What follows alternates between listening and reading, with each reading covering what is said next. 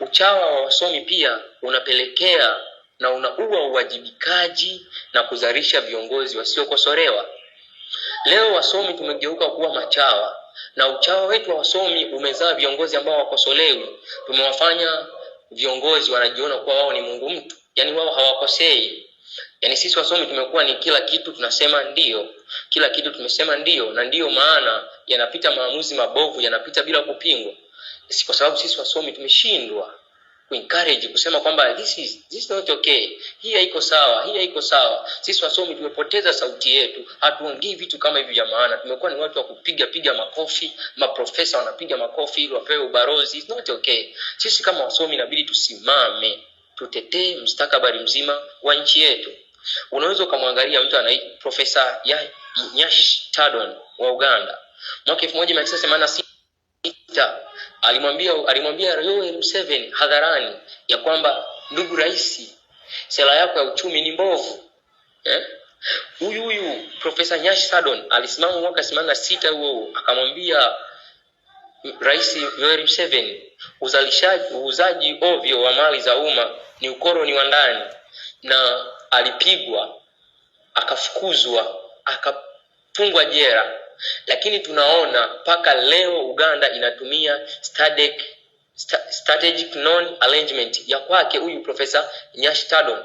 Kwa hiyo sisi wasomi jukumu letu tunatakiwa tuseme, hata tukisema leo tusiposikilizwa, tunatakiwa tuseme kwa msaada wa vizazi vinavyokuja. Tunaposhindwa kusema, tunaua maendeleo ya vizazi vinavyokuja. Na sisi wasomi tutakapokufa kwa kusifia ujinga, nadhani vizazi vijavyo vina haki ya kufukua makaburi yetu na kutuadhibu. Je, sisi kama wasomi tunapaswa tufanye nini? Wasomi tunatakiwa tulipe gharama ya ukweli, ya kusema ukweli, kwa sababu historia haiheshimu watu waoga hata siku moja. Historia haiheshimu watu waoga. Sisi wasomi tunatakiwa tusimame kulitetea taifa letu. Hawezi makatoka mama sokoni kule akaja kuongelea vitu, masuala ya SGR, masuala ya TANESCO, umeme, pressures, hawezi akatoka kule akaja kuongea. Lakini sisi kama wasomi jukumu letu ni lipi? Jukumu letu sisi kama wasomi yatakiwa tusimame kulipa gharama ya historia. Tulipe gharama ya kusema ukweli na kutetea ukweli juu ya elimu ambayo tunaipata. Sisi kuanzia wasomi wa vyuo vikuu, maprofesa, wahandisi, tunatakiwa tusimame kwa ajili ya kuzungumzia maslahi mazima na mustakabali mzima wa taifa letu.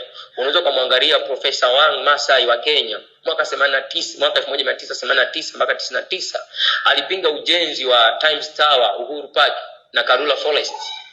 Lakini alipigwa, akavunjwa mbavu, akaitwa mwanamke mwenda wazimu. Lakini mpaka leo historia imemwandika kuwa shujaa wa Afrika, na mwaka 2004 alitunukiwa Nobel ya amani. Na leo hii yale mawazo yake ya kupinga yameifanya Uhuru Park pamoja na Karura Forest kuwa ni mapafu ya Nairobi, ya mji mkuu wa Kenya.